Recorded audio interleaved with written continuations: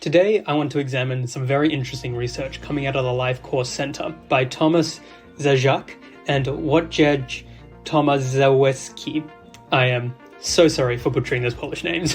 What they were examining is what personal characteristics impact the likelihood of someone attending university in Australia. What makes this research particularly interesting is the data set. They were using data from the Multi-Agency Data Integration Program, which is an ABS initiative to combine different government data sets and track people through it. So in this case, the researchers tracked 16 and 17-year-olds at the time of the 2016 census to see which ones enrolled into universities, then were able to use their individual census data to see what impacted one 16-year-old's likelihood of attending university versus another with the same characteristics, but perhaps family income, for example. In total, 446,000 people were examined in this research. The goal of the research was to see which socioeconomic characteristics most impacted a person's likelihood of enrolling into university, specifically family income, parental education, parental occupation, and the socioeconomic status of your area. When testing for each of these individual socioeconomic variables, the other socioeconomic variables were also controlled. This is in addition to Indigenous status, single parent status, non-English speaking background status, and regionality. There are three really interesting parts of this research.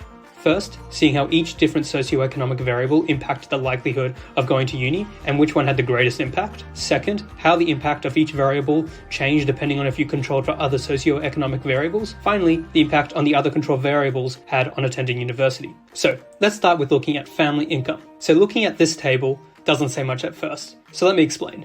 This first row says that family income $3,000 or higher is our reference group, meaning that all results are relative to those families that are earning $3,000 or more per week. OR means odd ratio, which are confusing, and I'm going to deal with them later, only when I have to. AME stands for average marginal effect, which for the example of families earning less than $1,249 a week is negative 0.21, which means they are 21% less likely than students from those families earning more than $3,000 a week to enroll into university. However, as we can see, there are two sets of results. The first set represents the results when only controlling for the baseline factors and not controlling for other socioeconomic variables, whereas the second set of results is controlling for everything. This means the second set of results account for the fact that a family on a low income is also likely to live in a low income area and separate those impacts. Finally, something to keep in mind is that the overall enrollment rate for the cohort was 43%. So with that out of the way, let's properly look at these numbers. We can see initially the results seem very significant, with students from low-income families 21% less likely to enter university, with even those students from families earning between $2,000 to $3,000 a year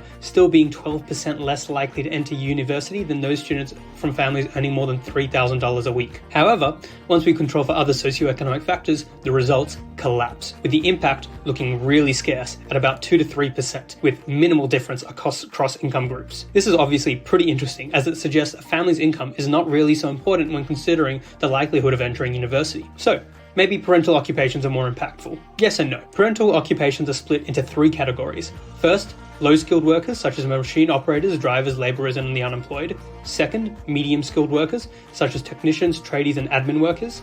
Finally, high-skilled workers, such as managers and professionals. Once other socioeconomic variables are controlled, children of medium-skilled workers are about 4% less likely, and children of low-skilled workers are 10% less likely than the children of high-skilled workers to attend university. While 4% is, I would argue, starting to be significant, as it's about 10% of the current enrollment rate, 9% is a pretty significant distance in the likelihood of their kid going to university. Now, looking at parental education is where things get really significant.